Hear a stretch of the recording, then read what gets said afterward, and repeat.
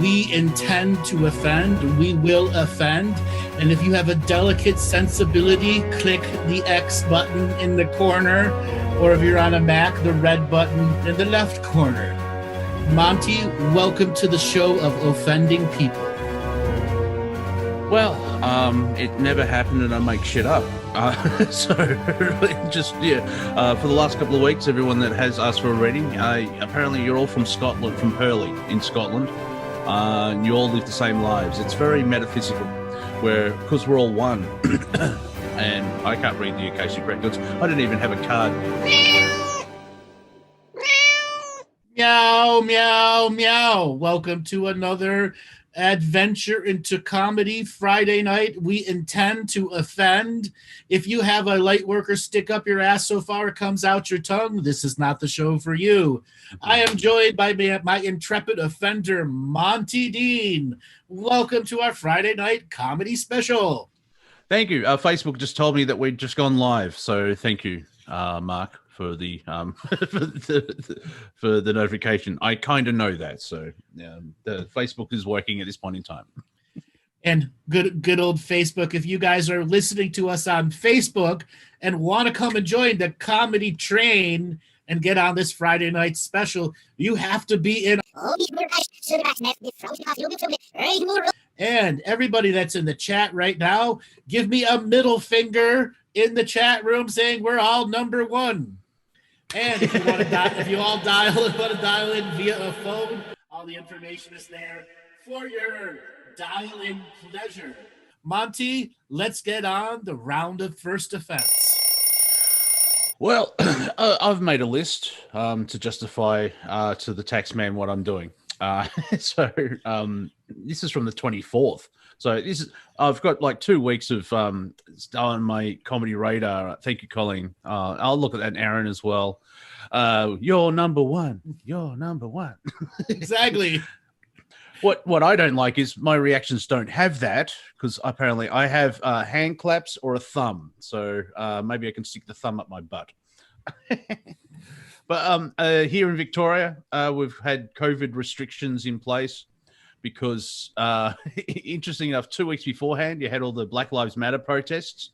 And then 14 days later, there was a spike, strangely enough, in COVID cases. Not deaths, just cases. And so we're going to open up. And then 24 hours later, okay, we're closing back down. And so there was a run on toilet paper again here in Victoria. That's always good. The irony, as soon as they opened the bars in Florida and in Texas, the cases spiked through the roof. And now there's this one bar in Michigan where like 500 cases have been connected to one bar, one college town bar. Yeah, we'll see now. I do remember many months ago, remember those heady days of February? Yes. I think we went... and those misty days of March. Oh, good times. I think I asked you, so what are we going to see? I think we got up to 7 or 8 stages of lockdown. And I think number 1 or 2 or 3 was horny.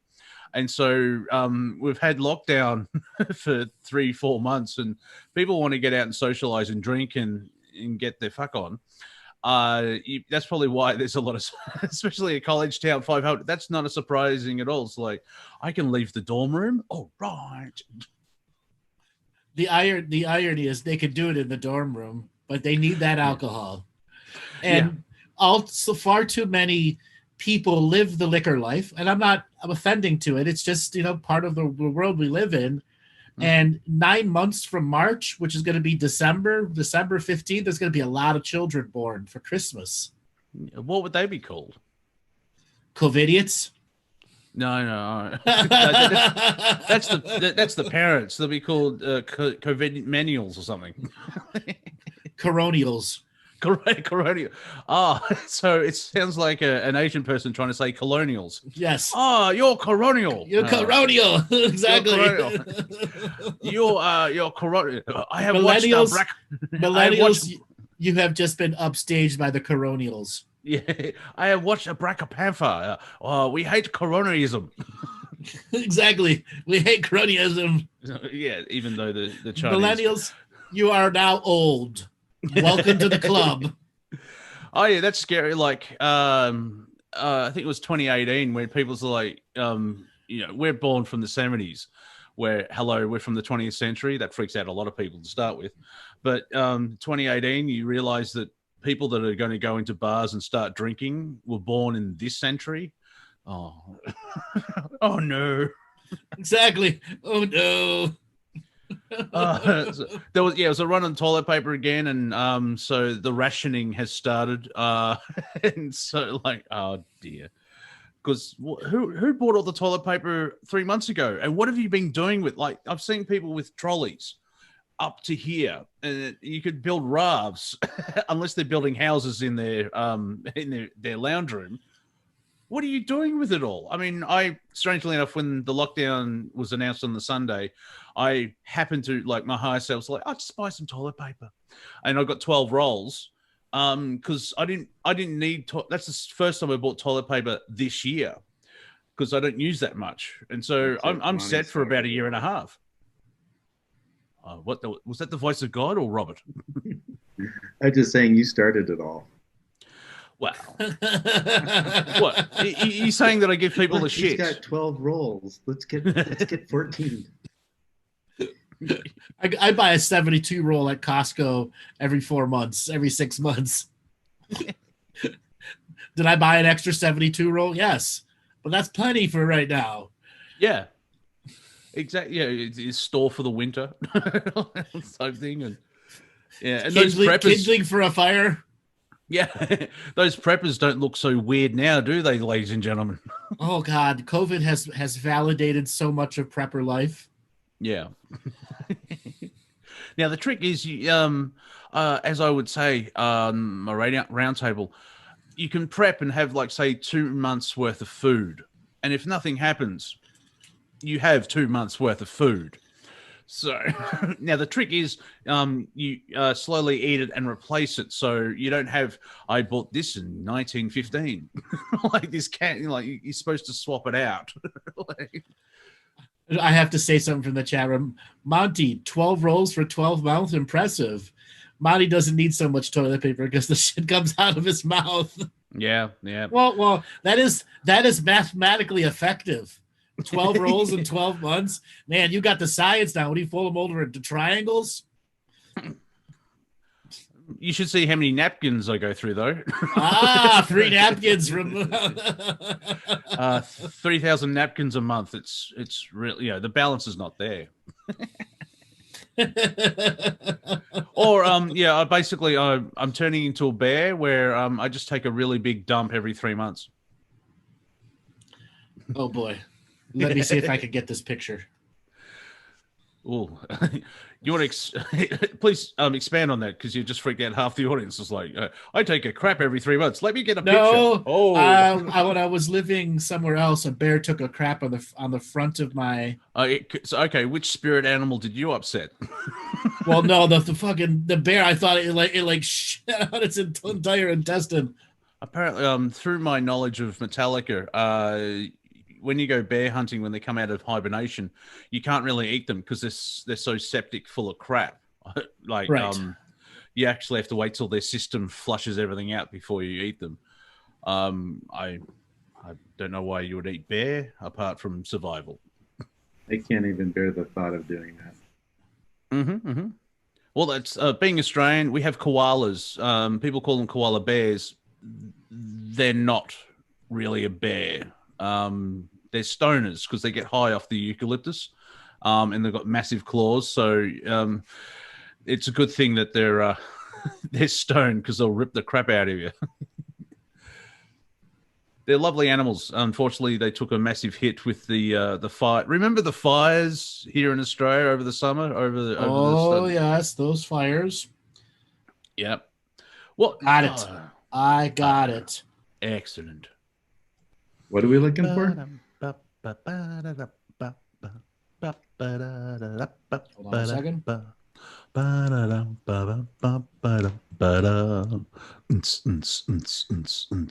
Robert, I'm going to send you a picture. In front of the TV without watching free-to-air television, watching YouTube. Like Robert, now. I've just sent to your Skype the most unique bear shit in the world. Now I drove up. This is in the front of my driveway, and I'm like, "What the fuck is this?" And the picture doesn't. You don't realize how big it is. It must be about 5.5 feet round. Ooh, so it's like a dragon shit. Yes, you can see uneaten nuts and berries, and it's like small children. The bear woke up going, "Oh, I gotta go! I gotta go!" There's the Galactic Historian's house. He'll need wow. He'll need material in 3 years. It's all petrified and shit. Now, bears are the great cyclical dreamer. They have, why does a bear shit in the woods? Why does a bear shit on Andrew's driveway? Yes, I went through all of that. And if you zoom in a little bit, it ate berries, it ate bee calves, everything. See? Fresh nuts, everything. Totally undigested. Yeah, I'm glad I live in suburbia. we just have meth heads. So yes, it kept going, and then I found the second and the third and the fourth, which were even bigger. So this bear just shat all over my driveway. Because it can. I could only imagine the bear going, I can't go anymore. Well, you do know what they say. Life is so much better after a big poo. And the last one, it wasn't a big circle. It was a straight line. See, all the weight's gone, so it's moving faster. So. Or it was an exclamation mark. Yes. My spirit animal's shitting bear. Oh, he must be one of those colonialism. I'm going to upset Asians. I do apologize. I live close to Asia, so it's weird. Dumb racist here in Australia. Oh, it's full of Asians. Yeah, what's the closest continent to Australia? Asia. Yeah, I think the closest landmass to the Australian border is Papua New Guinea, and that is that bear's in pain. Is about 80 kilometers or 80 miles away, so it's not that hard. Like, how did the Aboriginals get here? In one form of a theory, well, they had boats. Like, if you can see Papua New Guinea from the top of Queensland, it's not that. It's Easter Island, Hawaii. That's how the hell did they get there? Exactly. I have to finish the last part of the bear shit story. Yeah. Okay. So about 5 days later, I saw the bear that was shitting everywhere, and it didn't look well. You could just tell it didn't look well. And I ended was up it something he had ate? I don't know. I ended up talking to some of my other neighbors, and so this bear on a regular basis shits in people's front doors. Okay, on their welcome mats, everything. Ah. Yeah, yes. I wonder if there's a spiritual angle to that, or the bear's just a bastard. He's just a bastard bear. Yeah. Build a dwelling near my dwelling. Exactly.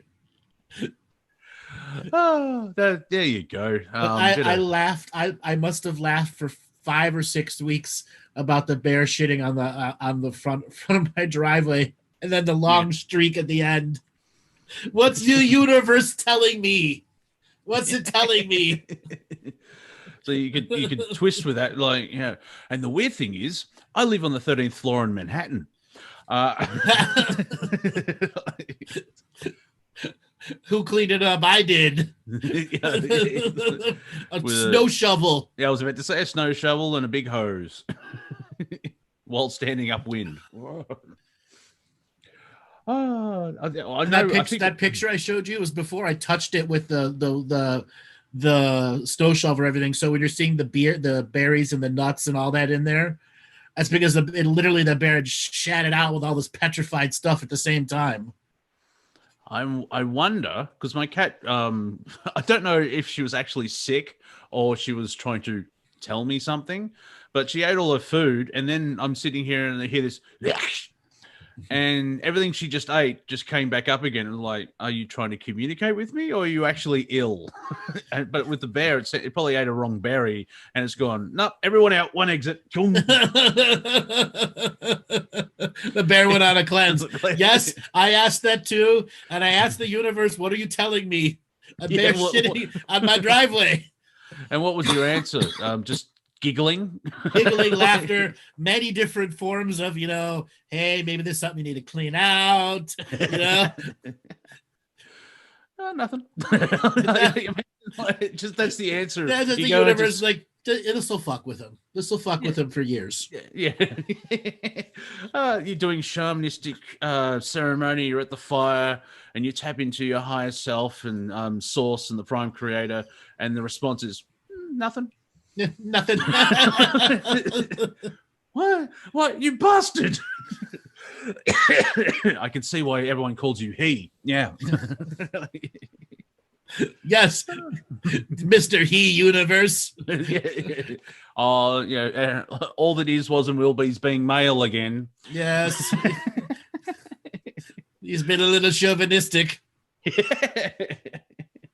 No, I will not go back to the kitchen. I discovered in the last 2 weeks, I discovered a Mandela effect, because I know way too much about America compared to most Australians. Mind you, doing a radio show. You know more about America than a lot of Americans. I was getting to that, but I thought it'd be nice. I don't want to be a bear shitting in your driveway. That's a good question. There's a meme. Does a bear shit in the driveway? Yes, it does. Yes, it does. Repeatedly. But the Juneteenth, which sounds like a dentist joke, to me that just came out of nowhere. A week in its emancipation or free blacks, which is kind of weird because the UK got rid of slavery in 1834. So it could be a marketing thing. But yeah, never heard of it. It came out of left field. I never heard of it before either. Yeah. If I did, I didn't pay attention to it. Yeah, I was like, and what's your job again? You're collecting historian for the Akashic Records, and you've never heard of it. That's a telling. Oh, a clue. It could have been just some minor holiday that they decided to beat Trump up with, too. I don't know. Yeah. I mean, I understand it. It's when it's the day that Lincoln freed the slaves. And of course, the Democrats at the time took 2 years to tell the slaves in certain parts of the country. That's nice, isn't it? But yeah, it came out of nowhere. That's later on. I'll have to tell you about this. A Twitter war between African Americans and Africans. That's been going on for a while. Yeah, yeah, I find that fun. But Sarah, I'm with you. Juneteenth. It sounds stupid because if that ends missing, it sounds like who's June? Why do you have her teeth? What's going on? Yeah, but the thing is, a lot of that comes out of Southern culture from the late 1880s.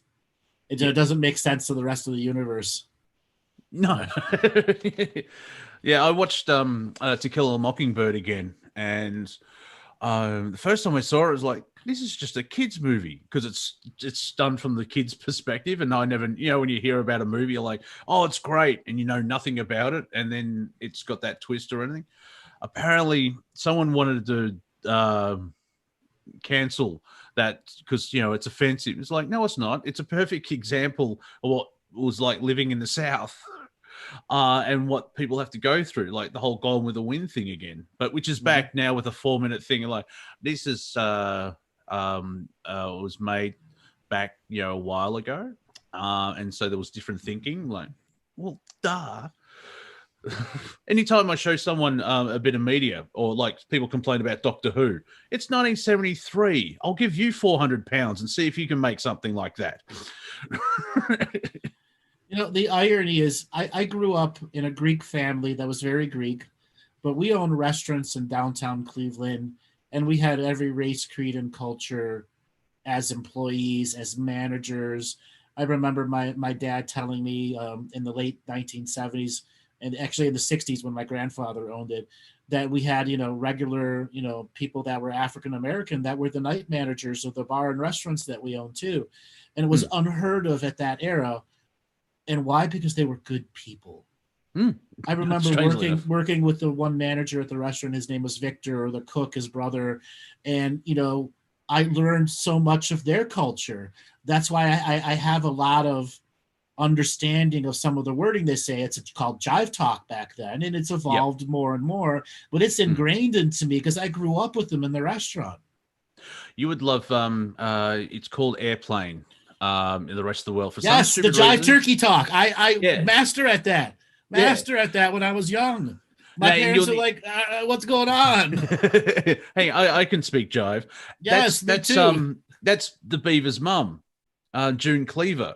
Yes, I speak Jive. Yes, I speak Jive. Yeah, and that's what makes that joke even like that. And you can see how awesome she is an actress. Yeah, and good for comedy. It's like, especially when she tells them off as she walks off.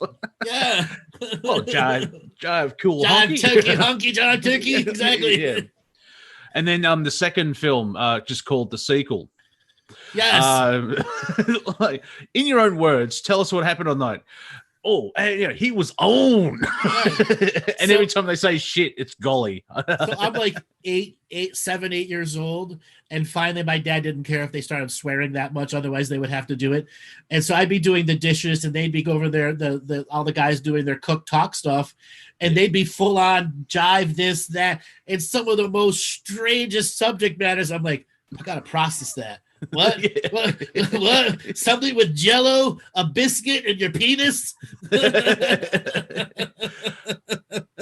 Yeah, I could see how light language would be easy for you after that. Yes. Oh no, I speak Jive. Oh, sit down, my brother. This will be easy. Yes, and then every now and then they'd find Jesus again because their mother was coming in, and then it went from nasty Jive talk to Jesus talk. Jesus has blessed the food. I think the movie Dick and Jane, which is Jim Carrey. There's one great line. Like, I used to rock the pipe but I've been clean for 2 years. Praise Jesus, and just goes. Praise Jesus. Which I understand. I'm not against the church. Well, I am in a certain way in the big broader things, but from my perspective, I've done the whole Jesus thing in a past life, and I'm like, well, if it didn't work out for me because I'm still here. But if that's your, if you do no harm and that's your trip, go for it. And that's right. That whole free will thing. One question that does pop up though is, now I know we don't talk about Jesus or Yeshua or Elron or whatever. Elron, Joshua Hubbard. Yeah. Jesus Hubbard, Joshua. Yeah, the elf from the Lord of the Ring films. Yes. One thing it may be mentioned once in, like, when they did like the greatest story ever told, when they made those biblical films, they just say, and Satan was thrown out of heaven, and then something else happened, and they go back. Wait, what do you mean Satan was thrown out of heaven? There was a rebellion. Go on. No, that's all. Like, it doesn't explain how Lucifer was thrown out and banished and everything else like that. Because that sounds like a good story. You think they'll make movies about that, but no. It's like, and then Jeebus turned up. Tracy, we understand it's allegorical. We are intending to offend. Gotcha. Yes. Now, Tracy, come with a comeback. Come on, Tracy. I believe you can do a great insult to me and Monty. Nope. She's thinking. Fingers on the top of the board there. I know it's allegory, but still, like, joke. Hey, keyboard's playing up. Yeah, I feel you're playing, Tracy. I understand. It's like Twitter without an edit button. Come on. But I just find that interesting. It's like, that would be a fascinating story that, Hollywood would make over and over again, where, this is evil and God says no and kicks him out. Well, did he allow a monkey to eat all the peaches in the Eternity Grove? I don't know. Or am I mixing up my versions of heaven? You're mixing your heavens up, yes. That's my cunning plan. But yeah, I just found, Lana, Satan has nothing to do with the Galactic Ascension machine. He was an allegory made up long, about 2,000 years ago. Oh yeah, cool. Because like I find it amusing in the heavy metal world where yeah, we love you all in the crowd, but you pretend to be Satanists. Like the whole yeah, or the we're fighting against the church, so we'll just start believing in Satan. Well, that's still part of the same story, people. That's all right. Tracy's saying, "Get me on live, and she will do a comeback." All right, Tracy, we're gonna unmute you here. Bring it on, Robert. Unmute Tracy. Santo, please don't take me there. What happened? Can you hear me? Hi, Tracy. Where are you calling from? Londinium. Welcome. What's your comeback? Bring it. I'm in the big fires of Babylon, isn't it? Yes, Babylon. Babylonia. As the Galactic Historian and Earth Mother's Historian. Slancha. Oh, sorry. Wait. Yamas. What else? Oh, you got tea. Coffee. Very nice. That heavy tea. Yes, the heavy tea. Was that an English accent? I'm Australian. That's close enough. No, well, people call you, what do they call you? Pommies. No, they call us limeys. We call you Aussies, and you call us what? Pommy in Australia, English is usually referred to pommies because apparently the convicts had POM on their uniforms. Okay, so it's got nothing to do with pomme de terre. Don't think so. No, it's prisoner of majesty or something like that. I could be wrong, but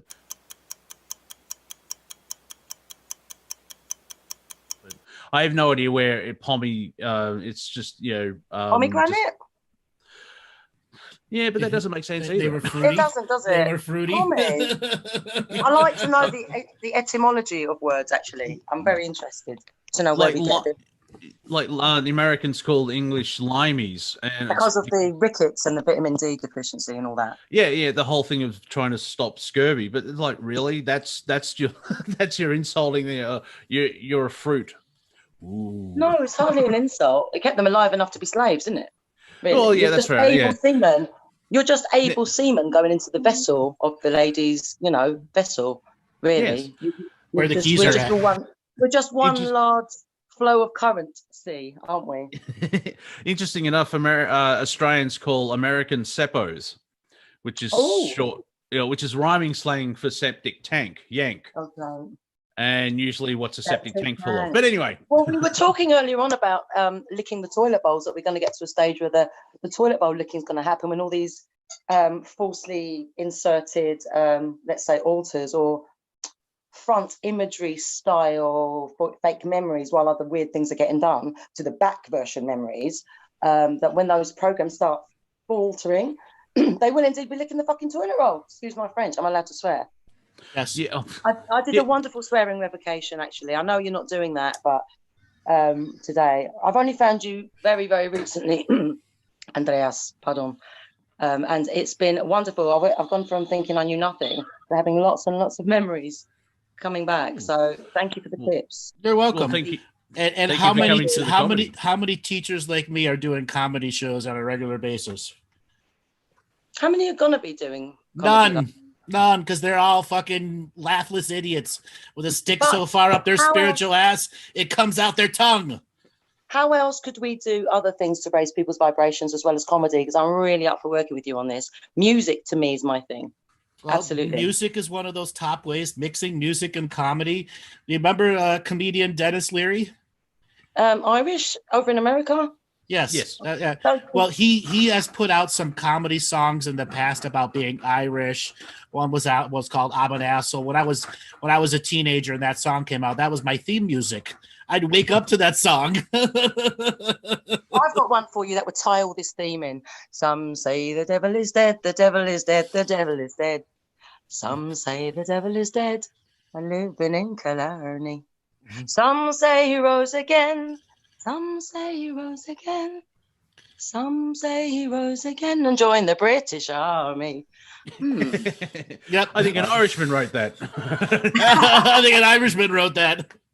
Well, yeah. We're all sellouts to each other's lands, aren't we? We ultimately still own. I didn't sell out. Biomass. I didn't sell out. I bought into my future. You bought into your body, isn't it? You live in your That's body. right. You don't live in the land Mhm. with a stupid admiralty law ruling you, paying Mhm. taxes. Mhm. Well, I hope you don't have any contracts with the IRS, because you are obviously committing treason if you do. Do you know about natural law and common law and stuff? I know the big difference. I actually used to like work with the top 20 law ninjas of the world and do radio Not shows with them. Freeman. Not Freeman. Oh, do you know who Rod Class is? So, these are name droppy things. I don't want to speak to your ego. I know you've had to put a barrier in. That's what you do. That's fair enough. But I don't know. I want to feel to your heart. Do you know than what the my name. International Tribunal of Natural Justice is? They're my best friends doing the thing right now. Yeah, Debbie living in my house with the cats, the PA girl. I was like one of the first people that helped found it in the Sasha. organization. You know I Sasha. know Sasha very well. Yeah. Yes. I walked his dog last Christmas, on Christmas Day, while sitting all forlorn, wondering why I had manifested such a shit reality, realizing that some of us have literally had to be like Persephone. Now, the question is, did Sasha allow you to do that, or did you just go steal the dog and go for a walk? Well, Sasha palmed his dog off onto Debbie, the right-hand wing woman, who then palmed her cats off onto me. And then I palmed them off on, it goes round and round, cats and dogs. It's like raining cats and dogs. Hey, it's all good. It's all good. I don't know him personally. I don't know whether I'm being kept at distance from him or what. No, that's just the way that's just the way he is. And all that. That's just the way, until you're in the inner circle, that's the way it is. Well, unless you want to sit on his lap, my darling, talking about get out the kitchen and sit on my lap. Did I say that? I don't want to say. I don't want to. I was. What as I love again, about him, I no, did. seriously, I did. from a woman's I did. point of view. I did all a whole bunch of law and sovereignty stuff, but it reached a point, and I would regularly feature. I did hundreds of shows. Anyways, it just reached a point where I didn't want to do it anymore because there was no enforcement, and the anger within the people was so much that it was driving them into doing things that were just out of sovereignty. They talk about 0 point, and it's not 0 point. They got that word from me from my opening speeches, actually.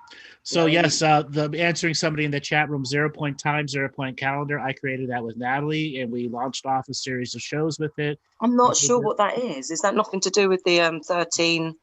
The moon, the lunar calendar, etc. Yes. Anyways, but that was 2013, 2014, in a different era of my presentation history, and it was great experience. It was a great experience, but I saw the toxicity destroying the community inside, and I got out before it imploded on itself, and thank God I did. I think when things are. When you're awakened like you at 9 years old, it's amazing. What was puberty like then? Being in that shitty.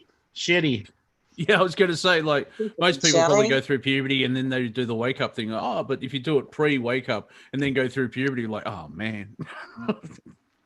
Andrew, I know you've got a million things in your mind, and that's cool. And your other fellow, I forget your name. I'm so sorry. It's rude of me. Monty, as in Monty Python. Monty, you sound more funny today. Sometimes it's like forced your humor, you guys.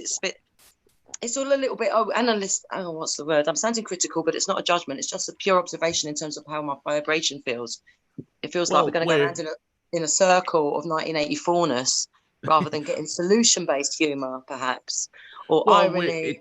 It's like we're mining comedy, and so sometimes we hit a seam and we've hit comedy gold and diamond. Other times we're going through all the slurry, but we're there. Yeah. But it's like being on stage. Not everyone's going to laugh at every joke.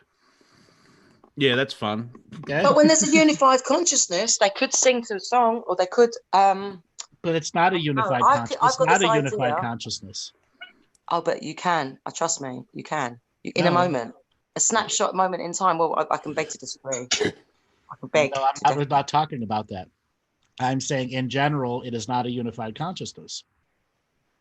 Depends on your level of perspective, no? Yeah, but if we're talking humanity, everyone's still. It depends if you're from one down. Look, if you're on the ground floor looking up, no. But if you're on the top floor looking down, well, yeah. So are you on the top floor? Am I personally on the top floor? It depends which floor I choose to go into. Okay. So Yeah, to kind of. answer the I question, use the analogy of a glass lift. You say elevator. I use the analogy of a glass lift. So obviously, when you're on the second floor, it's a bit like on the third floor. the top Okay, floor doesn't have dimension, space, or there's spatial. never an ending, is there? No, There's never an ending. Exactly. There's no The spatial perception. language, like you would agree with, and I agree with you with this. It's a fucking barrier. Yes, it's your Right. limitation. I'm talking about resonance. And the word Frequency. unity is its own limitation. And the word So unity. have you ever done laughter yoga? You ever done laughter yoga? I've done laughter shamanism with the Heyokas. Me too, in my own way. Different to you, but same. Oh, I've done Different it with to the you, but worst of the worst Heyokas, where they're doing some mean, awful pranks during ceremony. same. This is where I think I'm getting to turning the into mean a levels. wee imp. Same way. Sometimes you've got to be a bit of a leprechaun or a bit of an imp. But seriously, you can have a laugh, but with music. The best with is the when you music catch thing, it. The best is when you catch a Heyoka doing it and you scare them back. I did that a bit earlier on today, but I had a judder in my physical body. I would like another time. I'll come on when you're doing regular sort of call-ins, and I'll ask for additional things that would help. Because I got my, where are they? They've just arrived today. All right, Darren, thanks for calling in. We're gonna continue on with our competition. You call back another time, all right? That's the colon cleanse. It's starting. Yes. Go look at the bear shit. I love Weird Al Yankovic, the way that he applies comedy and music, where there seems to be a joke every line, and there's such comedic mastery. He's a master at doing that. And he's been going for over 40 years. He keeps winning Grammys. No one else can do the same thing he does.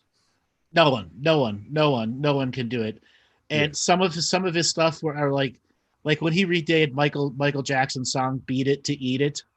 Oh my God, that to me back then it crowned him as the king of comedy, musical comedy. Michael liked him. He actually, Fat, the video, that is all the same actors and the same set. Michael got everyone in there to do it. And that's why it's so exact, because Michael loved because he could see the humor in it. Well, the thing is, Weird Al never remade a song if the person didn't approve of it. Yes, that's why he never used Prince. Yes. And he was kind of upset about that. Amish Paradise, he was told he could do it, and then Coolio came out and started giving him grief. And he's like, well, I thought I could, and it's one of his biggest hits. Yes, Amish Paradise was fucking hilarious. Hilarious. Oh, that foil instead of royal, that's almost disclosure, because when he researches something, he really researches something.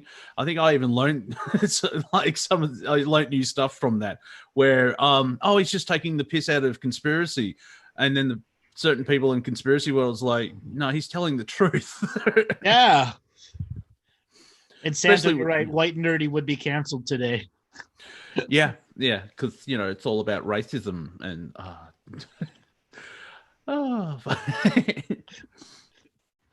So Monty, let's touch on taking the piss out of some of the modern newsy subjects today. All right, where do you want to start? Because you just clown. You have dubbed it Clown World. So all the clowns have assembled with their makeup, and they're getting in and out of their little clown cars. And what clown would you like to talk about first? Oh, I want to do, let's hit both sides of the political spectrum, left wing, right wing, which is the brain. I find myself, I defend Trump only because I'm tired of everyone just attacking Trump and not the other side. I'm 50-50 with Trump. It's like, he's there for a reason, but I wouldn't vote for him. But then the only option you have in this moment of now is Joe Biden. And he's just comedy gold. Where someone put on Twitter, 2008, yes we can. 2016, I'm with her. 2020, who are you? That's the Democratic. Who are you exactly? I forgot who I'm running against. 2020. Yeah, I think I can beat Joe Biden. You are Joe Biden. What are you talking about? Oh, and he also said he can beat Ronald Reagan at the next election. Of course you will. He's dead. Oh, and another of his gaffes is like, we have to re-elect Donald Trump. I think all these speechwriters. Oh, They should have underlined it and put it in red. Yeah, it's just like, you know, do you want a creepy old man as your president, or do you want a creepy old man as your president? It's really weird. They're two different kinds of creep, though. I know. Yeah, they're in the creep union, but one's, you know, Taoist and the other one's Taoist. Creep Taoist, creep Taoist. Yeah. And well, I think he wants to bring masks will be mandatory. It's like, how is he going to sniff anyone's hair? It'll just make it even more freaky. Yeah, it's like he'll probably just breathe in a lot and then pass out. He'll pull his mask down. Come here so I can sniff you. Yeah. And with all the police brutality and the systemic racism, he said, you know, his quote is, the government has failed you, but you've been in government for 47 years. What? So the comedy of clown world goes so far that the mainstream media has become clown media on both sides. And, you know, every now and then I'll put on Fox News and I'll compare it back and forth to CNN. And they're so diametrically opposed on absolutely everything. Yes. That it's reached a point of pure hilarity for me when I look at it. And one of the things that now they're trying to get Tucker Carlson to run for president in 2024. Yep.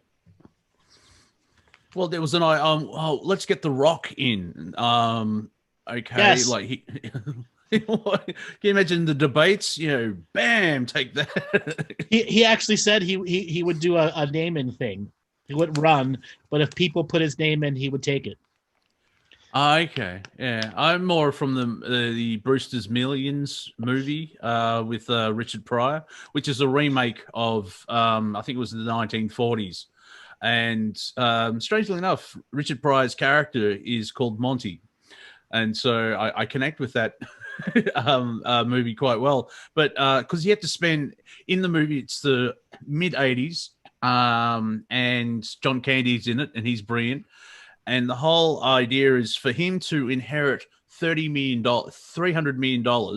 He has to spell. What am I talking about? And he has to thank me speaking good. He spends $30 million in a month in 1986. And if you can imagine trying to do that, and he starts his whole political campaign because there's a mayor election for mayor of New York. And he doesn't run, or he does, but he's not at the same time. And it's the whole none of the above. And it's like, is that the political strategy we should go for now? Yeah, it's well, there's instances of people dying, and because of name recognition, they get elected. That happened twice. Last election when Trump got elected, 2 dead people got elected. Yeah, and in the American political world, if your last name's Washington or Jefferson or something like that, they could be a pedophile or anything. Like you'll run. You've got name recognition. It's like, why can't we just judge someone on their merit? Clown world doesn't do that. Oh yeah, I know. It's all part of the narrative, and that's the fun part of this year. Where, like, as you say, that I haven't really said it to many people because they'll look at me strangely or throw bricks at me. But you know, COVID, the gift that keeps on giving. Yes, how can you say that? I say it all the time. COVID, the gift that keeps on giving. How can you say that? It's a level of stupidity. Yeah. I mean, we live in a society where like the word "duh" doesn't surprise people anymore. No. Just the power of stupid people in their own home alone is just never ceases to amaze me.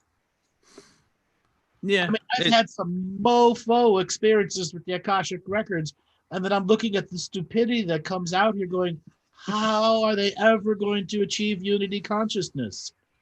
They won't.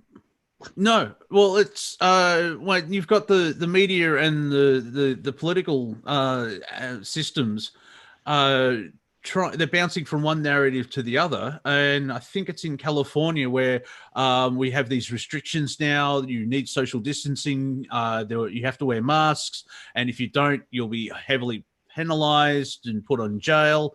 And then 20 minutes later, oh look, everyone is protesting with Black Lives Matter, and they're breaking all of it, and they're allowed to do it. So apparently, rioting is the cure to COVID, which is fascinating. So what we're getting now is what I call bureaucracy policing. Mm-hmm. And in bureaucracy policing, it fosters idiocracy. Yes. It just fosters idiocracy. As long as you're playing with the bureaucracy and the policy statements, you are adding to the greater destruction of humankind's capacity to be smart. Yeah. It's all that red tape and it's just ridiculous. And being a comedian, it's like, I can't write half of this. It's very like satire is losing its power because you don't know what is satirical anymore. Well, that's not even that. It's because it's overdone. Like if you overdo a single song over and over again, people don't want to hear it anymore. When Jon Stewart was doing The Daily Show from 2001 to 2009, it was revolutionary satirical comedy. Yes. It isn't anymore. It's 19 years old of a genre that's played itself out. And they've picked a side as well. Yes. They go further in the side, like in the realm of Doctor Who. I'm not a fan of the new stuff because it turns into a lecture where they're telling off the audience for being bad. And then you've got people defending it's like, yeah, but it's always been social justice and all this type of stuff. Yeah, but say in the early 70s with John Pertwee, there was a balance and they showed in basic terms left-right. Yep. And you would see a story and then allow you to think about it and not choose a side, but see what they're trying to portray. What they're doing now is if they've picked a side, got in a taxi and driven for 4 hours, and then that's where the storytelling comes from. It's not even storytelling. It's like, you're a bad person because you do this, instead of showing both sides to actually express a story. Because a good way of writing a villain is the villain thinks they're doing the right thing. So true. So true. When the villain thinks he's doing the right thing, he's vilified while the people knowing he's doing wrong. That's the way you write a villain. Yes. Yeah. Like Darth Vader, like there's a reason he's popular. I mean, he was a slave to the Emperor and everything else like that, but he still thought by bringing peace and balance to the galaxy by being a complete bastard. And the popularity of Thanos, who he wanted to remove half the beings of the universe so it could save the universe. Right. So if you are listening on Facebook right now and go, I want to be a part of the chat room, I want to be a caller, you got to go to zoom.us. Robert's going to put up some information right there. No, I'm not. This is a replay, Andrew. We intend to offend this show. We also want you to sit back, relax, and allow yourself to feel joy, to feel comedy in a new way. But if you're still one of those serious persons, you might want to just turn it off, because usually at the 1 hour mark, we put it up a little layer and we tend to offend at another layer. All right, everybody, get your offenses down. And what shall we offend next? Oh, the status quo. Come on. The status quo. Come on, Cardaniel. Funny buggers. Yes. Taco Bell? It's not really food. No, we missed all that because you paused. Oh, now my internet connection is unstable. Someone's playing Funny Buggers. It's stupid. Anyway, so, well, I'll have to watch the video to see what you said. Oh, what was it? The status quo. Somebody said, make fun. We are making fun of the status quo all the time. Why? They're a great band. How dare you? They're still touring. Well, they could, yes. For everyone, I just got a message from Valerie. I know you got to stick up your ass. Let's pull it out. Come on, Valerie, pull it out. Come on. Remember the show where we took the piss out of the Greys, which was fantastic and I enjoyed it. I realized, like, if we make fun of all these ascended masters, everything else like that, if they get offended by it, not the audience, but all the ascended masters, they're not really ascended because they know it's just comedy and they're part of all the ones. Just, you know, it's the power of comedy. Oh, did you see Stephen King? Someone mentioned Stephen King taking the piss out of it. He had to go at J.K. Rowling because she has had this stupid idea of women are women, and apparently transgender women. There's a whole thing now that if you're a transgender woman, you're exactly the same as a woman, even though you don't have a uterus and you have a penis. Like that's like you're fighting nature.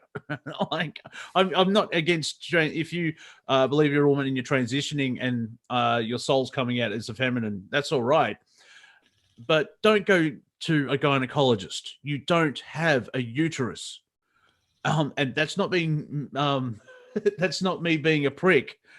That's physical reality. Because if you're a man and you're bleeding from the groin, you're not having a period, you need to see a doctor. I'm just putting it out there. But with modern stage magic, you'd be surprised how many could have a period. Yeah, I know, but still, it's yeah. If you've had a hysterectomy, you're still a woman. But you know, because they're trying to change the language now, where I'm not a male, I create sperm. And people who menstruate. Oh, you mean women? This is the whole political correctness, and they're trying, you know, how the language is a barrier. They're even twisting that the language where you have to talk stupidity.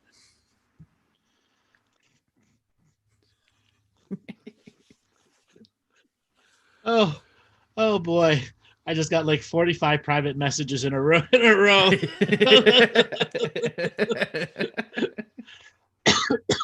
Oh, clown world. Even in the chat room, we've got clown world.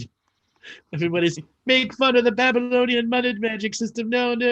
Oh, it's so easy to do that.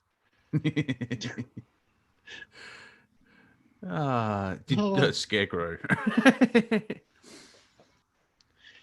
I think we have a couple of those, but someone, Patricia said free will, and it's like, well, free will, we don't have to make fun of that. It's just funny to start with. It's like, I have free will. I'm just going to do the same thing every day for 20 years.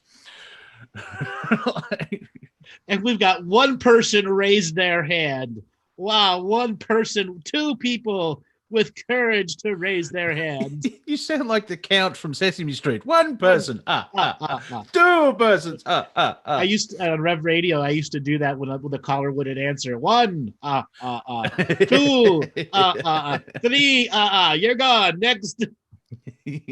I think someone in the last 12 months they put up they've actually got when they lost $20 trillion or something like that. We have an expert to come in and actually help out the fiscal management, and it's the Count. Yes. let me help you out. One secret space program. Two secret space programs. All right, Robert, let's unmute Steven and see what comical genius he can present to us. Steven, are you there? Hello? Hi, where are you calling from? Where are you calling from? I'm in Oceanside, California. Oceanside, California. Welcome to the show. What comical genius do you have to present to us? I don't know. You guys sound like Stanislavski and Chekhov. Oh, Mr. Philosophical with his stuff. What, the guy from Star Trek? Sorry, wrong Chekhov. Right, that guy was a Russian, I think. Yes. So the comedy world in England, or you're from Australia? Mm-hmm. I watched Trigonometry, which is a couple comedians from England. Yeah. and I guess one of the guys grew up in Russia and several other countries. Yes. So the English guy says a lot of comedians are getting canned for saying like one word wrong or dressing the like one word like racism can get you thrown out or something. Yeah. I think I actually watched an interview with is it Chris or Colin? I know the gentleman you're talking about. I haven't really seen much of his humor, but he's very intelligent. I saw a podcast he did with John Anderson, who is an it's not deputy prime minister of Australia. And he was pointing out in the last 12 months, you couldn't say a joke about Stalin at all, and you'll be sent to the gulags.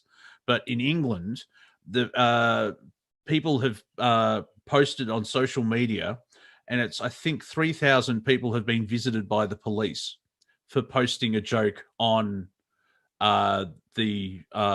on Twitter and something like that. This is England, which is supposed to be a free country. And who that's did they speak against? Oh, they probably just said no. It was against the Queen, and there were laws to speaking jokes against the Queen. But still there from the 1880s. Yeah, because you can't knock authority. But there's other stuff. One of the first cases of it is Count Dankula, a gentleman who has a wife, and she owns a small pug dog. And she loves, and he's the cutest thing ever. And being a Scottish comedian, he's thought, well, how can I make him not cute? And so he teaches the dog to do a Nazi salute, and he put it on his YouTube channel, and it went viral. And he actually went to prison for that, for making a dog put his hand up. Right. It's like take a knee or take a salute. I don't know which is right or wrong, but it seems like they have pictures of people doing both. So it seems hypocritical either way you go. So, but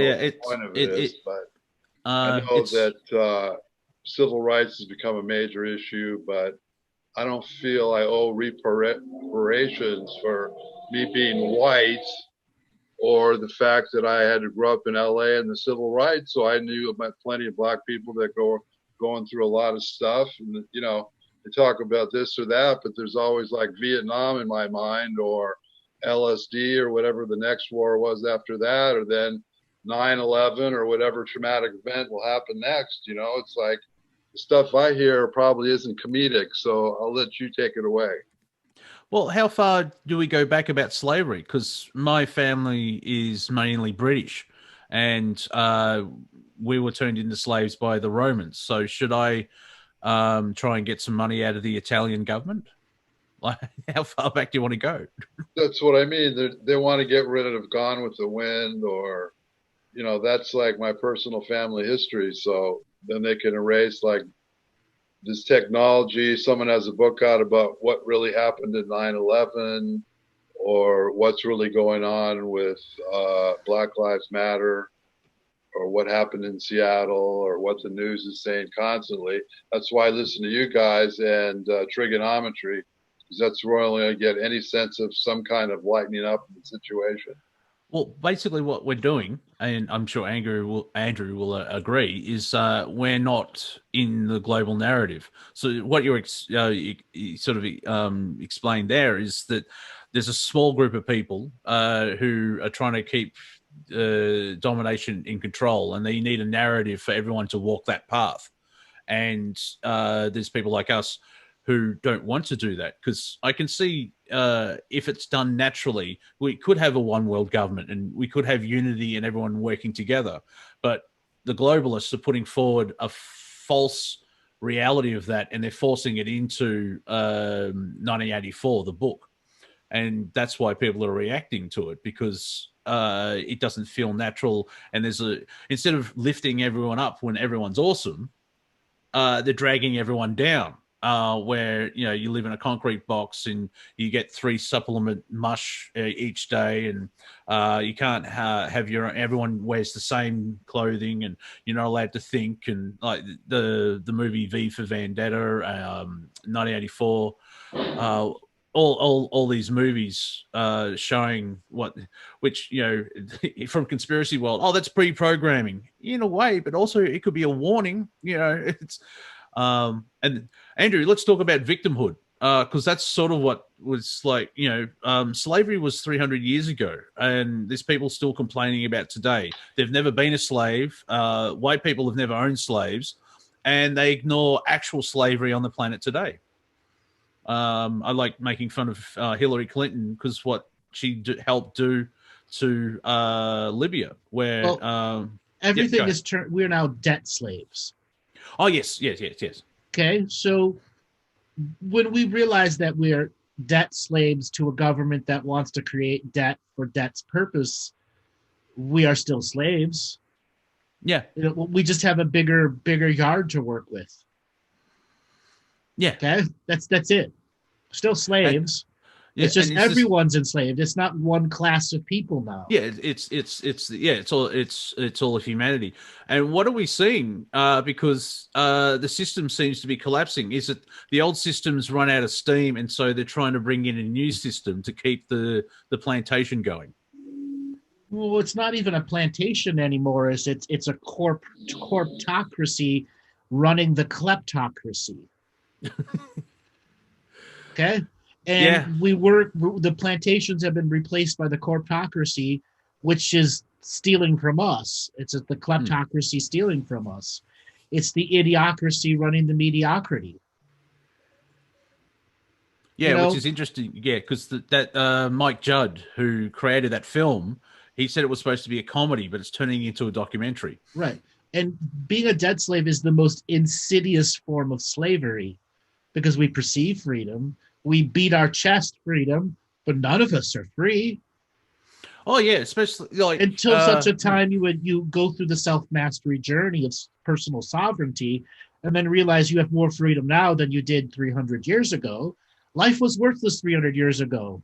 They didn't want to spend the money on a bullet to kill you. Yeah, okay? They'd rather pay the hourly wage for one person to kill 50 people than to use 50 bullets.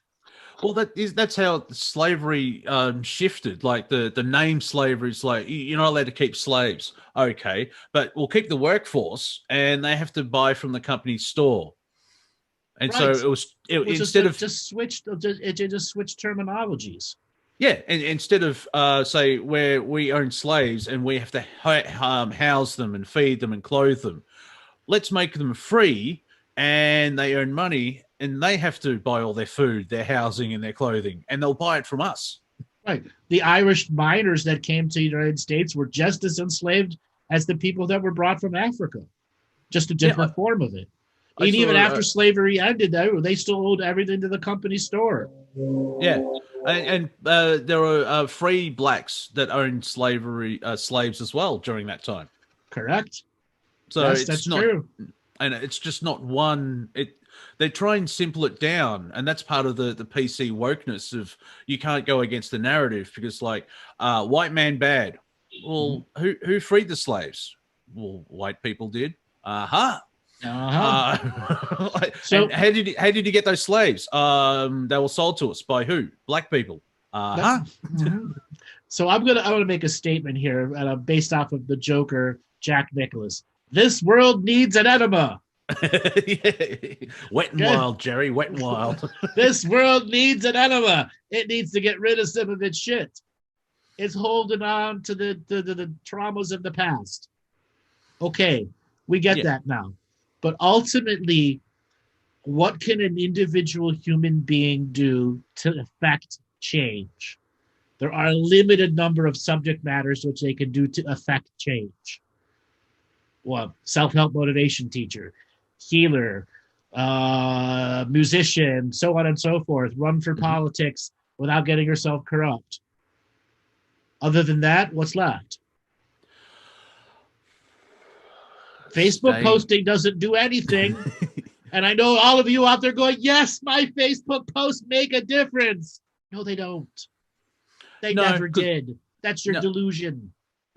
A good example of that is when the wokeness gets into entertainment. You've got everyone going, "This is awesome. We've got representation.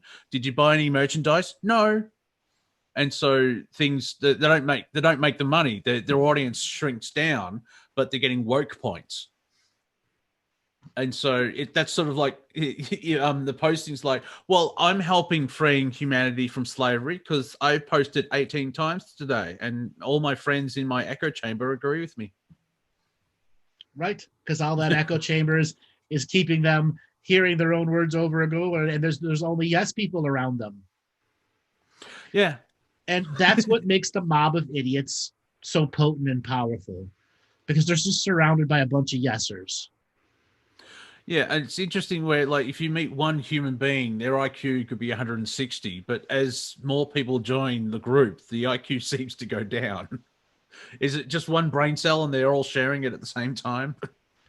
So I want to answer Lillian's question, but I'm on social media. Yes, my posts don't make a difference into the greater scheme of the world. They make a difference to the individuals who come and listen to them.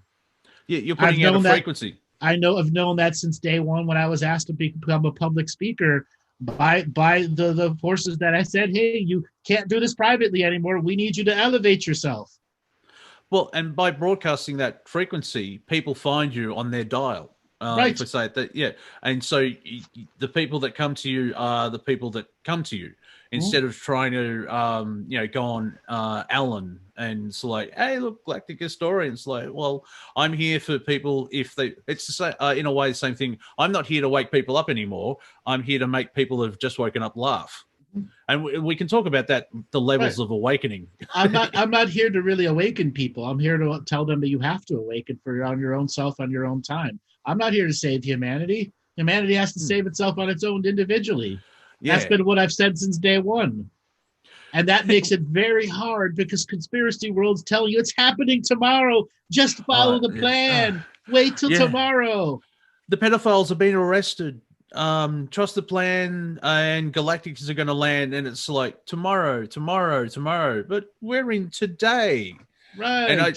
And there is that that massive shift of, I'm sure there's connection to the self-mastery is that you can explain of like what happens to one piece of the puzzle is that you have to get rid of the central banks to get out of debt slavery, and there could be a trickle down effect. But as you've said, we need one way of expressing it is thousands of people protesting the right thing peacefully at the same time on the streets where the controllers can see that shift. Thousands is nowhere near enough. Millions. It has to be millions and millions in every major city for months in a row. Yeah. And I've said this since the first day that I came out. Until you want to know if there's going to be change, until you see people out on the same scale and size of the 1960s and 70s in the millions and millions, there is no change happening. When you see that millions and millions for months and months, even during the winters, change is happening. Until such a time, it's not about giving up. It's about evolving yourself. So when the times of change come, you can be in that group and help the hotheads cool down. Yeah, I use if you remember the TV show Heroes, the first season, the slang was save the cheerleader, save the world. And you save yourself, you save the world. And it's in a way it makes sense. But tapping into your power and just working through what you're blocking you and everything else like that, you realize your reality bubble changes. And you step, like, for me, major part is still stepping out of the global narrative, which is kind of hard because I have to watch it to make fun of it. But it's like Bill Hicks has got a great routine. Like, you watch CNN, death, war, famine, AIDS, death, war, famine, AIDS. Then you look out your window. Where's all this shit happening? I mean, it's different now, but he did that in the 90s. I know that there's crap in the background, but my main, I mean, I'm a hermit. I only leave the house to go buy food. But apart from seeing one or two more masks, everything's roughly the same. And I don't worry about all this, I may offend someone. And I'm a victim. I need things. Like the idea of apparently rioting is protesting. No, rioting is a crime. Arson, assault, theft. I'm protesting. Exactly. Protesting. I mean, Martin Luther King would be rolling over in his grave if he saw the people rioting next to the protesters. Yeah, and those protesters have to have the gall to take a stick and hit the rioter in the ass and get out of here. Yeah, it's like, and he's Martin had this strange idea of judging someone on their merit. Yeah, what a novel idea. Yeah, because apparently the NFL, they're going to start playing 2 national anthems at their games, which is the National Football League, for those Anthrax fans. And are we heading towards segregation again, where everything's split? Because that's sort of where fractalization. Yeah, where things are going to be broken into genres and not segregated via race and color. That's why LGBTQ is starting to evolve the way that it is. And you'll find this amusing. It's happening in the entertainment world where people who do voices for different colors. So a white guy like Cleveland from the Family Guy, the guy that's been doing that for over 20 years has resigned because he wants to give a black actor a chance to do a black voice.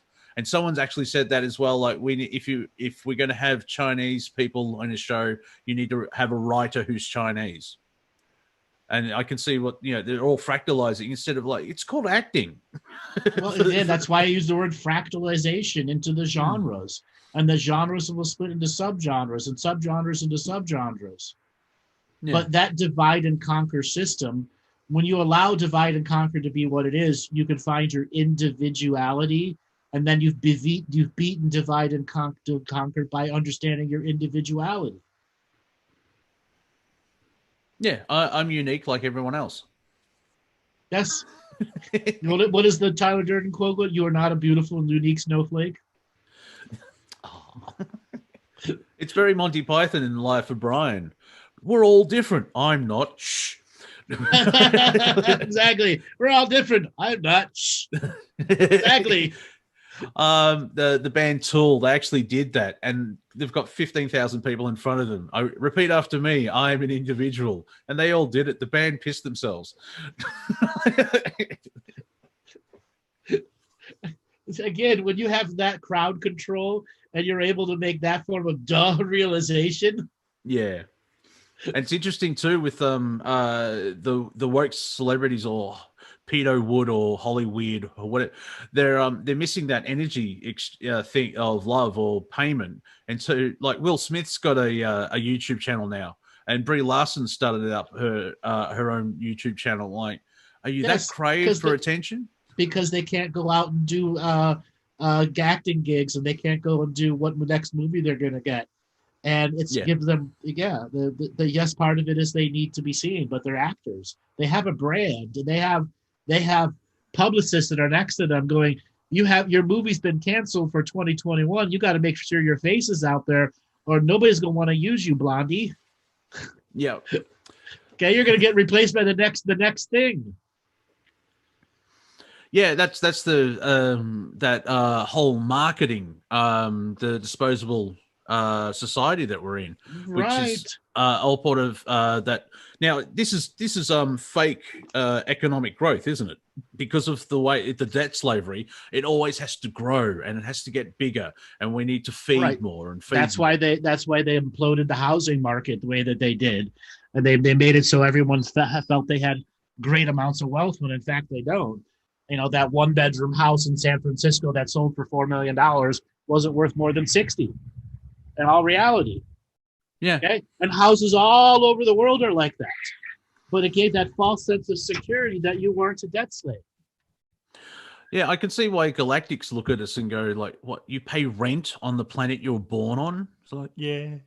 And then you pay taxes too. You pay for water and electricity. Yeah.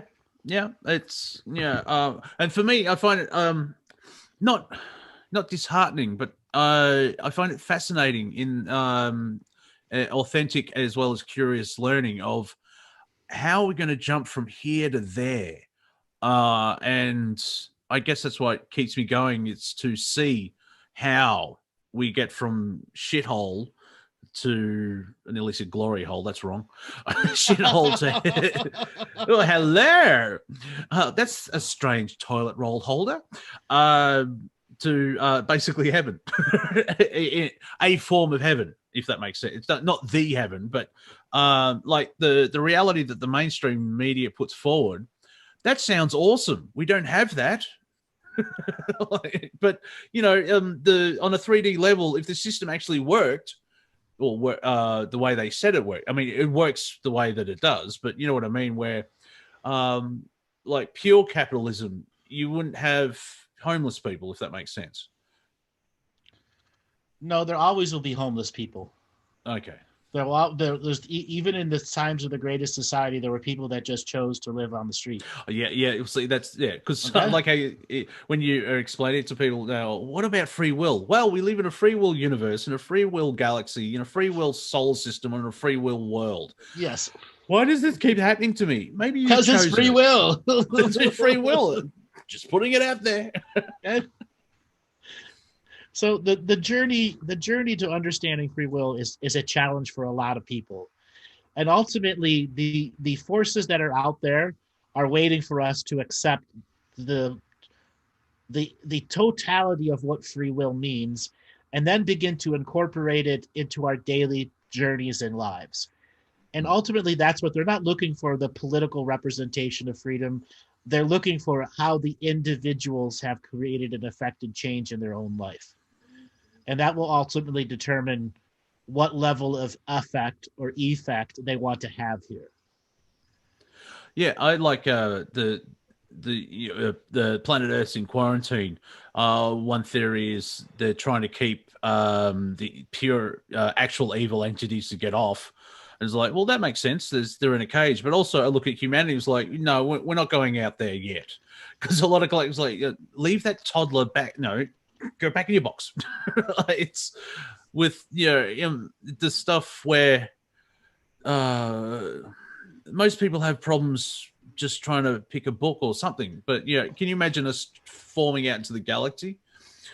How we are right now? I can see why people are like, no, not yet. we'll let you out of your little what's the toddler cage? You know, when you put a baby in a cage thing. You know, well, they've got the a crib. A crib. Well, no, not the crib. When they're unless when it's in the middle of the lounge room and there's play like the bars. The playpen. There you go. I've got a cat. She sleeps 18-hour day. Why do I need to put her in a playpen? Yeah.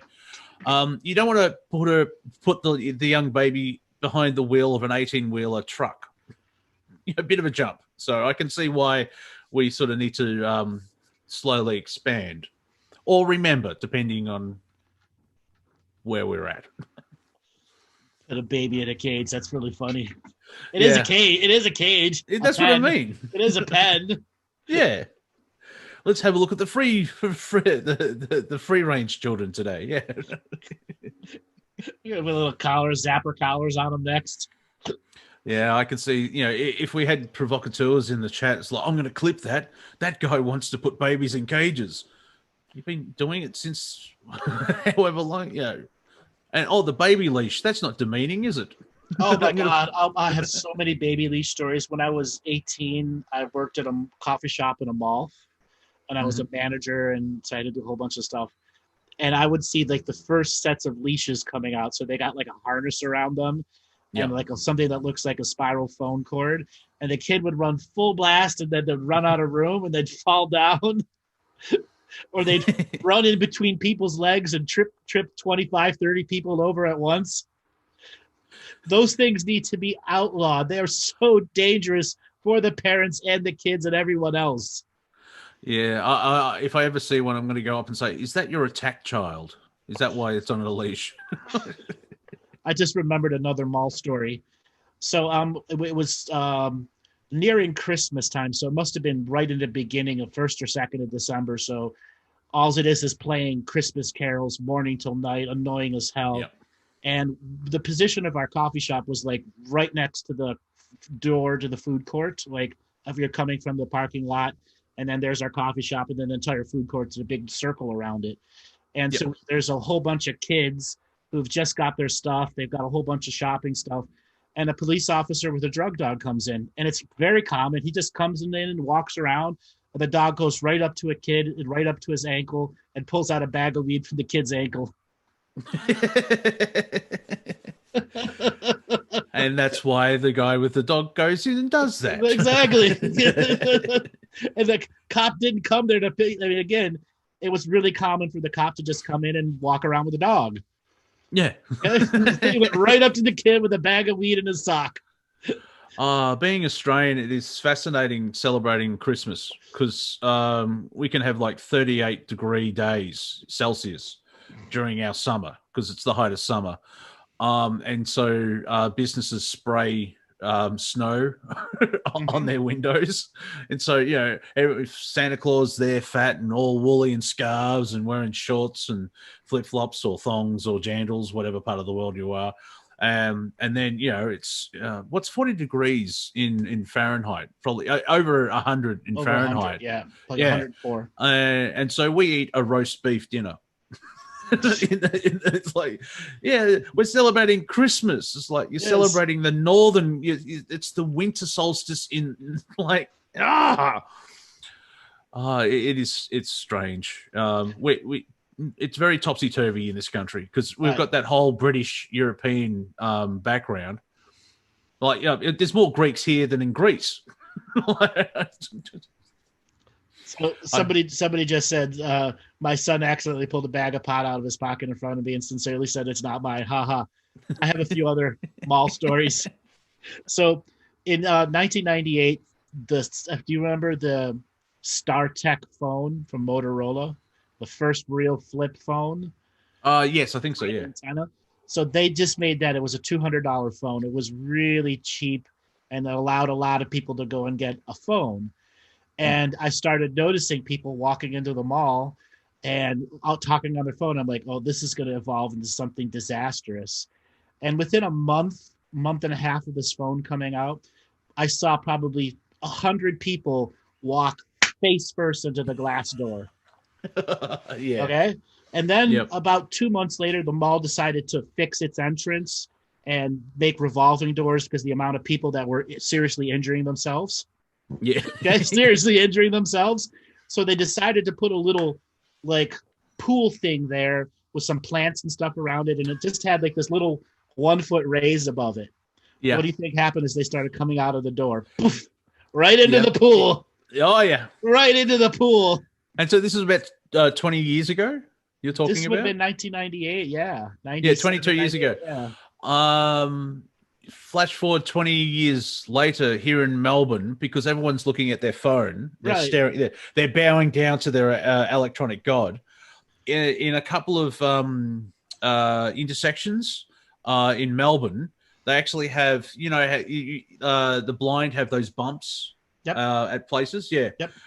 These ones change color. Oh. Yeah, so instead of the walking signal's not at eye height, it's below your feet. So you can walk and then, it's red, so you stop. So you don't have to look up. That's the level of humanity that we're dealing with, people. So, right. So another mall story. So as the amount of people that were running into the glass doors or falling into the pool began evolving. So this is maybe 6 months, 8 months after that phone went on sale. So everyone has them. And you would see people that were on their phone, but they really weren't out. They're faking being on their phone and just watching people. And like the coffee shop I worked at, we had some very beautiful girls and guys also that were young. And you'd see these soccer moms pretending to be on their phone, looking at this guy, poof, right into the water. Right into the water. I sort of do something different, like, because we're in the same year, born in the same year. I wonder if that's telling spiritually. But you would have had the joy of the Walkman as it came in. Mm-hmm. Mm-hmm. Yeah, you'll go deaf. We can't hear you. It's dangerous. Yeah, look at everyone on their phones now. Yeah. Like, I just walk around listening to music, mainly so people won't talk to me. So we would have during the busy times, we'd have 10-hour shifts at the coffee shops, and we'd take a bet. Everybody put like $5 or $6 on how many people were going to fall into the water and break into the glass. And you know the mall, or we call them shopping centres here in Australia, same thing. They would have a crack legal team, and they would be covered so up their ass. Like, well, it's clearly marked. It's in front of you. It's like, I'm going to sue. What, that you're an idiot? Oh, that reminds me. Actually, probably a year after they put in that pool thing, a legal team came and you could tell that they were talking about what to do to change and all this stuff. Yeah. And the guy came over to me because he saw us laughing and stuff and just wanted to know how many people we've seen. And we've like hundreds upon hundreds upon hundreds upon hundreds. And there's so many that are unreported, and people that were injured pretty bad that we had to call the ambulance for. Yeah. So ultimately what they decided is to take the pool out and just make it completely open. They did that to all the doors. Yeah, that would make sense. It reminds me of when you see a toddler or a 5-year-old when they hurt themselves, and they look around to see if an adult's watching. Somebody saw it, yeah. Yeah, and if nobody saw it, yeah. Is that free will of like, now I've hurt my leg. I can turn off the pain receptors and sort of control that. Oh, someone saw it. All right, let's tap into that nervous system and just rip out the pain. But we would see the mall do some of the dumbest things. I mean, just the most dumbest things that people would get hurt on. Mm. It's like, oh, that's a great idea. Let's take a pool right in front of a door with a 1-foot lip. Well, that's the humanity. Like, you're aware of the Darwin Awards. Yes. Yeah. I don't know if it's true or not. I don't care. It's a good story. I don't think they won, which I find fascinating. But there's one guy who wanted to kill himself. And so he buys a gun, gets a rope, gets some pills, goes up to a cliff, and he ties the rope around a tree and puts the rope around his neck. He takes the pills so he can overdose, puts the shotgun in his mouth, and then he jumps off the cliff. What do you think happened? He lived. No. He shoots the rope, falls down into the water, throws up the pills, and dies of hypothermia 2 weeks later. Now, I don't know if it's true or not. It sounds like an urban thing, but still, that's the level we're talking about. Where the way that programs are done, like the Tide Pod challenge, which I think I blanked that out. But the idea is what you bite into it and see what happens or something. But kids today. And there's been other ones like the ice bucket challenge, and like from Clown World, Conspiracy World, people make the observation like the controllers are laughing their ass off. It's like, we've made them put ice water buckets, pour them over their heads, and instead of like that's sort of like petitions that like my Facebook posts like, well, I sign my name, so that's it. Like I'm trying to think of what.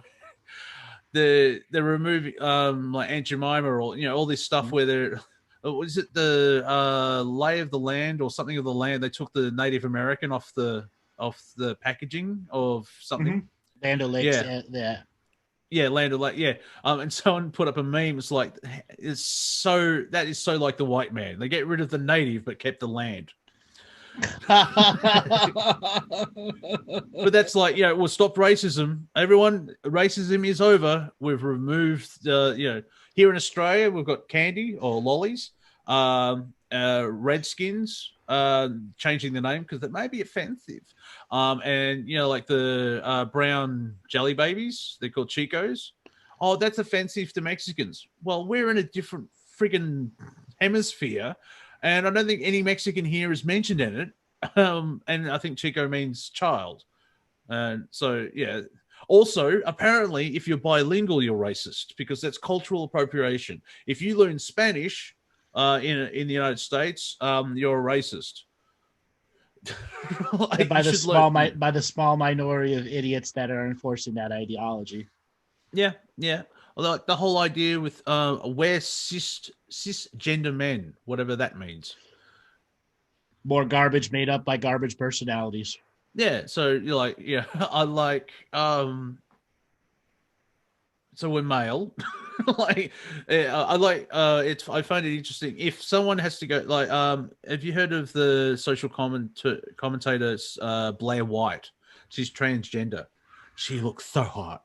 But she transgender for me, she if you wait till you're 21, go through puberty. Figure out who you are, and if you still want to do the change, go ahead. Do a lot of research. She actually is against getting 3-year-olds hormone blockers because some people. One day it's a 3-year-old boy. I want to be a girl. The next day, I want to be a unicorn. It's just why because it's like saying so you disagree with God, nature, and yourself.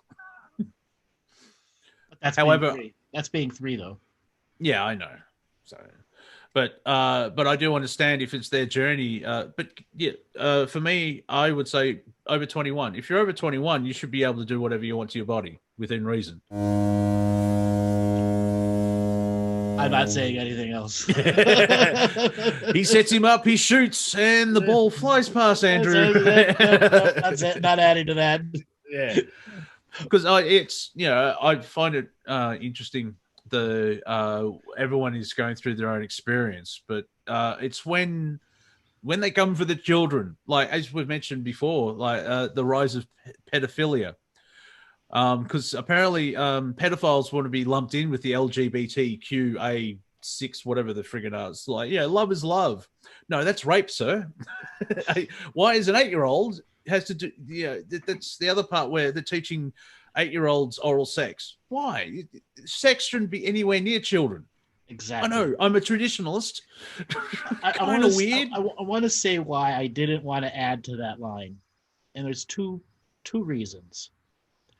All too often, humanity wants to educate people to an ideology. And all too often, that ideology is ignorant. Mm-hmm. And after a while, the ignorant ideology is reinterpreted by the next ignorant generation trying to teach people its ignorant ways. And we have this over and over and over and over and over again throughout all the philosophies and ideologies. There's more than enough teachings and general logic for humanity to straighten itself out, but it doesn't. It repeats and regurgitates the ignorance over and over and over again. No matter what I say, it will be reinterpreted by the ignorant few who try to make it to the ignorant masses. Yeah. Thus, why individuality and sovereignty is the most important thing anyone can do for the general awakening. And I think I can say it because then I can say I'm just ignorant. It's like, I was trying to be funny. I don't mean it. So that's why I usually with doing shows, it usually comes out as a question, not a statement. Yeah, but you do it through satire, which has its nature behind it. But all too often, I'm in a serious interview and that comes up. Okay. Yeah, that's like, oh, okay, we've been talking for 45 minutes about sovereignty and he made a joke. I'm not sure how to take this. Exactly. Or I'll say some things that, like I'll turn on the skill to super high level and the interview will be like, well, I do that for a variety of reasons. One, to test the person's listening or not, and if they have a cognitive function or not. But then again, I make statements that I see all the time. Wait, repeat what you just said. Listen to what I'm saying. Why do I need to repeat what I just said? Yeah. Tracy in the chat, how I had a joke about Siri versus Alexa. My Alexa joke, or Siri, is a father comes home to his family and said, the government's listening in us and big tech's listening in us. And his wife said, don't be silly, and laughed. That's not real. That's not possible. I laughed. She laughed. My son laughed. Siri laughed. Alexa laughed. Exactly. Like even Samsung with one of their TVs, it's in the manual. Things recorded by the microphone on the television may be sent to third parties. Yes. Like, oh, I'm sorry, what? Why do televisions need microphones? Humans are lazy, so they can actually try and use voice. Well, we kind of know why, so they can record everything. Let's see. I want to see if I can use the algorithm for everyone listening to their computer. Fishing rods. And get back to me to see how many fishing rod ads come up on your Facebook. But whenever I finish shows with any show, all my ads change. Yeah. Let me tell you that. Okay, all my ads change. Yeah. And they reflect what I talk about on the show. I've done that where the other day I talked about hypnotherapy. All my ads changed to hypnotherapy ads. Canoes, just trying to freak the algorithm out. Yeah, even with Facebook, like you sent me a video by somebody, and I watched it. Was like, oh, yeah, fair enough. He hasn't gone away. Like, yes. He's always like, it's in the algorithm. Like, I don't care. Every now and then I'll game the YouTube algorithm, and I'll go and watch a bunch of videos about World War I and World War II guns. These are like 5 and 7 minute. It's about a gun historian, and then all of a sudden they'll think I'm a right wing gun guy, and then I'll go watch a bunch of videos on Democrats, and then it'll change, and then it can't figure me out. I saw an article. I don't know if it's true. See, we don't know what's parody and satirical anymore. But a YouTuber who I think plays chess and talks about chess had his video removed because he mentioned black versus white. So Lana, my YouTube does not have Trump ads. It's being sold to you based off of what you watch. That's how the algorithm works. It's what you watch. It's reflecting, and they're trying to sell to you to convert you to a Trumper. Yeah. Because I supposedly have disabled political ads, but they still do it. Yeah, you can't play chess now because apparently chess is racist because the white pieces move first. Exactly. Like, exactly. They move first. And it's like seriously, it's the domination of the Caucasian. Oh, did you see that couple in St. Louis defending their property? Yes, I did. That's so blown out of proportion. It's ridiculous. Oh yeah. Well, yeah, like people say, they're peaceful protesters. They broke in through an iron gate into a private thing, but someone said you've got rooftop Koreans. Now you've got front lawn Caucasians. Right, Karens and Kens with guns. Yeah, the memes just went through the whole thing. Recently, I can't get her name right, Gilasil or whatever, Maxwell, who got arrested yesterday. Yeah, how many memes and jokes already have hit the net? Exactly. Like, is she gonna kill herself? How long before she kills herself? Or if I'm dead, I didn't kill myself. Yeah, I shared a photo. There's a dust storm going across the city, and they've put a little dog's face in the same color, and it's like jokes about Maxwell not killing herself, and then over the town it just says the internet, and it's just whoa. Is team league the Black Hats laughing at that perversely, or is that a warning of like we're losing control? How is that being used? If I can get a bit sort of, we haven't talked about the purple hats, the yellow hats, the brown hats, the green hats. It's all about the hats. Any of the other guys, the men that don't wear hats. The hatless. Oh. The hatless. The hatless. I worry about the hatless. We don't know what color. Then there's the men with hats that do the safety dance. Men with hats, yes. Yes, Devo. And they do the safety dance. So all that goes back to like, how can we get from here to there? And I guess it is the whole as you change yourself, the reflection changes, and by tapping into you, so because you have mentioned it's not going to be everyone's evolving at the same time. It's only going to happen once you're evolved. It's a personal, it's an individual inside job, and when everyone's done that, then you'll come collectively. Okay, Sort of. I just had a spurt of influence from a galactic source.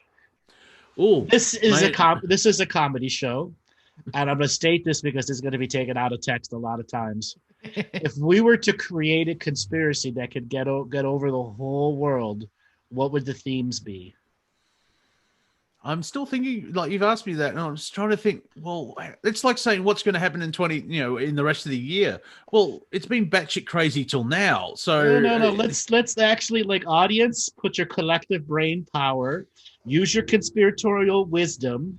What would be the common themes that would attract all those conspiratorial minds that we could get a 1 million, 2 million, or 5 million view on a conspiracy theory that we created out of nothing? As a weak example, saying like Kermit is a Babylonian frog god or something like that. Just as an example, but we would actually flesh it out some. Yeah. Because and give it its stuff. A co-creating conspiracy. Thank you, Tice Austin. Yes, because like the mind sort of goes blank of like, well, because we know what a lot of conspiracies are out there already. So how we create one that could dominate and everything else, like Krishna's a Smurf. Yeah, you need an example, and then you go okay, and then extrapolate out. Not saying well, we could easily connect Jesus and Trump. Okay. Okay. But let's not go down that easy. Let's really put some real brain power behind it.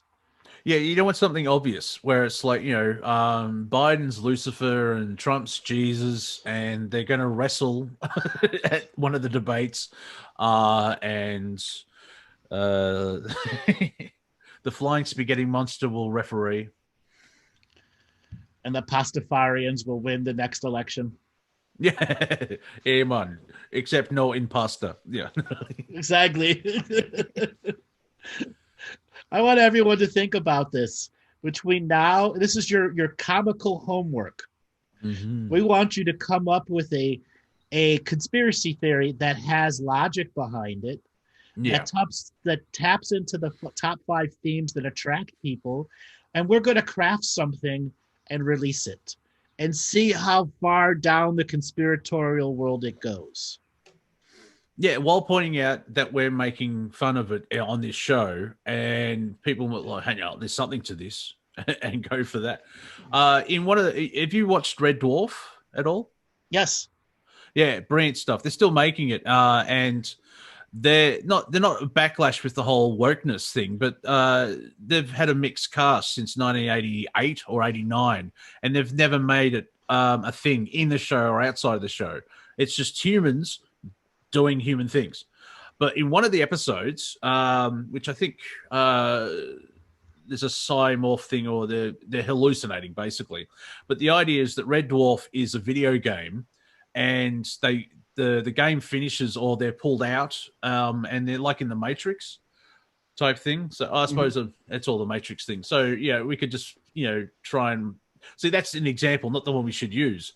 That eventually we'll wake up because someone's unplugged because our last credits didn't go through to pay for the new immersive game that is Earth. Wait, what's that over there? Earth 2. Ooh. Earth 3.9. Yeah. You too can play 2 at the same time. Very Rick and Morty, which is based off Doc and Marty from Back to the Future. Great example. All right, we're nearing the end of the show. Why don't you give people a way for people to get a hold of you? On YouTube, it is Wafer Thin Entertainment. I have a donate button now, so if you want to help me buy food, hey. On Facebook, it's just Monty Dean. On Netflix, it's Monty.Dean. And if you go to the Hellspawn battleground of Netflix? Twitter. You're on Netflix? No, Instagram. Instagram. You said Netflix. I'm like, oh. I want to be on Netflix. Okay, I'm going to talk to you after the show. Where did that come from? Exactly. That's your conspiracy. Monty was on Netflix, but he's been suppressed. There you go. Yeah, our reality is a Netflix channel. Oh. On Twitter, the shitstorm that it is, at Real Monty Dean. And everybody, if you want to get a hold of me, you go to andrewbartzis.com. You can also find me on Facebook, YouTube, and I don't do Twitter that much. We will be back this coming Tuesday with another incredible show. Thanks a lot, everyone. Robert, take us away.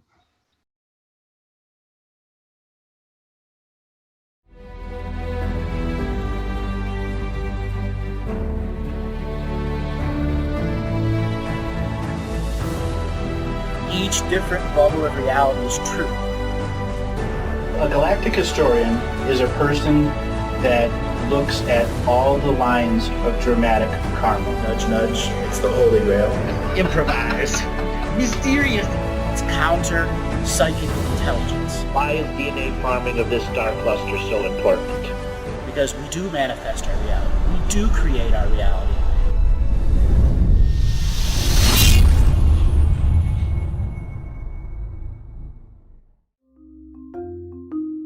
Hello, let's create, let's co-create, and let's change this world with love. No matter if you're from Alpha Centauri or Earth, we all began with the same birthing process. We live in a limited point of view. Living the mystical life daily is about striving for the unlimited point of view. Each day, each human being gets an infinite amount of choices. Living the mystical life daily is about facing obstacles and challenges.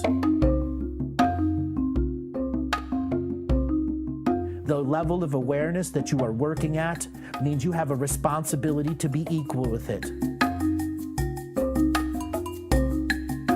How does one truly let go of expectation?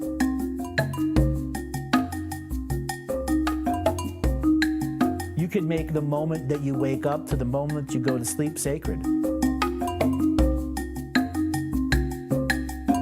The keys to success: choice, choice, choice, and choice.